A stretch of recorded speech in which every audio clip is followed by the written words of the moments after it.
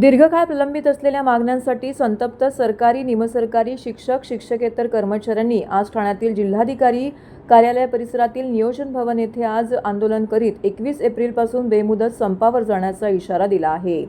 राज्य सरकारी कर्मचारी मध्यवर्ती संघटना महाराष्ट्र, महाराष्ट्र राज्य जिल्हा परिषद कर्मचारी महासंघ, महाराष्ट्र राज्य गट ड कर्मचारी मध्यवर्ती महासंघ यामधील कर्मचाऱ्यांनी या संपामध्ये सहभाग घेतलेला आहे। ठाण्यातील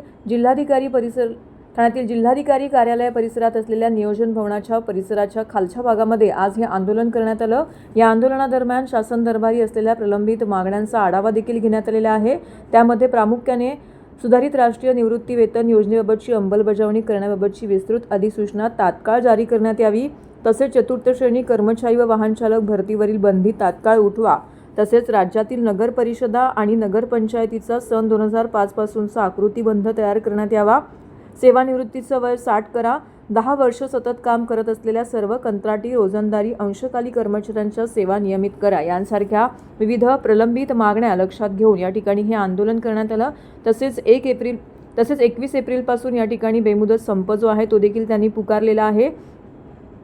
यावेळी ठाणे जिल्हा निमंत्रक समन्वय समितीचे भास्कर गवाळे, कोषाध्यक्ष वीरेन पुसाटे, अध्यक्ष सुनीता पुछारी, तसेच अध्यक्ष प्रदीप मोरे, कोषाध्यक्ष संतोष शिंदे, सरचिटणीस वृंदा शेलार हे या आंदोलनामध्ये सहभागी झालेले होते। शिक्षकांचे जीवन उद्ध्वस्त करणारा 15 मार्च 2024चा संच मान्यतेचा शासन आदेशाबाबत पुनर्विचार करण्यात यावा अशी मागणी देखील या आंदोलनादरम्यान करण्यात आलेली आहे। या सर्व कर्मचाऱ्यांनी बेमुदत संप पुकारला आहे।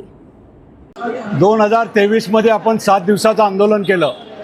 त्या आंदोलनाच्या वेळेला आपल्याला त्यावेळचे मुख्यमंत्री एकनाथजी शिंदे साहेब यांनी जुनी पेन्शन योजना लागू केली, परंतु तो GR काढत असताना शासनाने त्याच्यामध्ये एक मेक मारून ठेवलेली होती की अंमलबजावणी GR नंतर काढण्यात येईल। योजना लागू केली, परंतु त्याच्या अंमलबजावणीचा GR अद्यापपर्यंत त्यांनी काढला नाही। आम्ही आत्तापर्यंत जवळजवळ 7 वेळा आंदोलनं केली, शासनाचा लक्षवेध केला, परंतु शासनाने त्याकडे दुर्लक्ष केलेलं आहे। त्याच्यामुळं नाईलाजास्तव आम्हाला आज संपूर्ण महाराष्ट्रभर या आंदोलन चालू केलेले आहेत। आजपासून बेमुदत संप चालू झालेला आहे। जोपर्यंत शासन निर्णय पारित करत नाही अंमलबजावणीचा, तोपर्यंत हा संप मागे घेतला जाणार नाही। यामध्ये 17 लाख कर्मचारी पूर्ण महाराष्ट्रातले सहभागी झालेले आहेत आणि हा संप रेटला जाईल।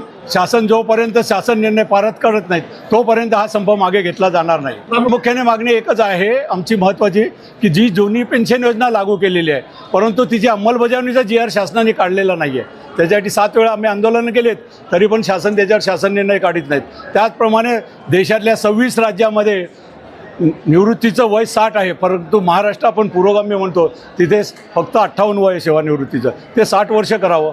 कंत्राटी पद्धतीची जी भरती चालू आहे ते कंत्राटी पद्धतीने काम करतात, ज्यांची सेवा 10 वर्षे झाले त्यांना कायमस्वरूपी शासकीय सेवेतल्या रिक्त जागेवर भरून त्यांना तात्काळ सेवेत नियमित करावं आणि कंत्राटीकरण बंद करावं, खाजगीकरण बंद करावं।